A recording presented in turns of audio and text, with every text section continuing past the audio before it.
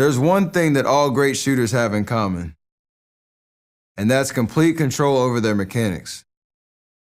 That's not something you're born with, you have to practice it. Being great in competition means relentlessly focusing on the small things. In this class, I'm going to show you my mechanics and how I structure the work that I do. You have to get in the gym and put a ball in your hands and work on your mechanics every single day. If you can commit to doing that, you can be as great as you want to be. That was my walk.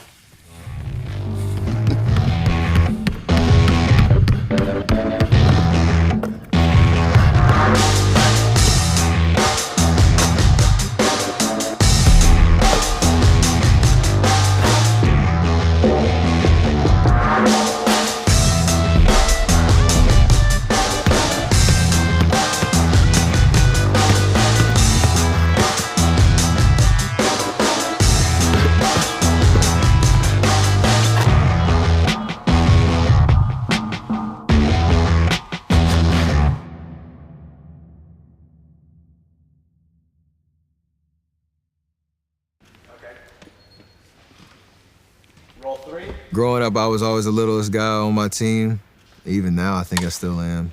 And so when I speak to those undersized guys that are trying to find how they can make an impact on the team, how they can be vocal leaders, you can't lead by example. You can be the hardest working guy on the team. The first one in, last one out type of mentality. That underdog, kind of thought process is something that drove me for a very long time to prove, naysayers wrong, but mostly it's all based on the confidence that you have in yourself. You don't listen to what anybody says you can't do because you know that you can. It might be tough. It might be, you might have to overcome a lot more than the next guy next to you, but that's what makes it all worth it. You can impact, people by how you approach your everyday, and that's something that I still try to do. There were two huge turning points in my life when I kind of understood a lot about myself and the certain decisions that I made. I didn't necessarily regret them, but it exposed me to my own kind of confidence and thought process. And when I was a freshman, I didn't take a chance at trying out for the varsity team. I felt a little scared, a little nervous, and I think I took the easy way out trying to play JV and not really, putting myself out there and shooting for the moon.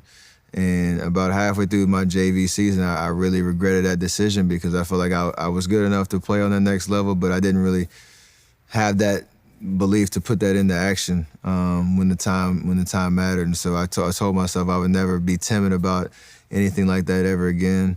And then, fast forward to my senior year in high school, I wasn't getting recruited as heavily as I thought I was supposed to.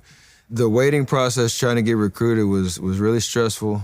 It really nagged at me pretty much every day. It drove me to work hard, but then when I didn't have any patience then. I was getting frustrated with the process because I felt like the time that I put in and my own belief in my game at that point wasn't being reflected in the scholarship offers and the attention from the big time Division I schools, and none of it worked out. And so it wasn't a great feeling, but when I was able to pick a school in Davidson, a real small school, nobody knew about them from a basketball standpoint, that I was able to create my own journey and my own story, and understanding the power and the beauty in that, and embracing it.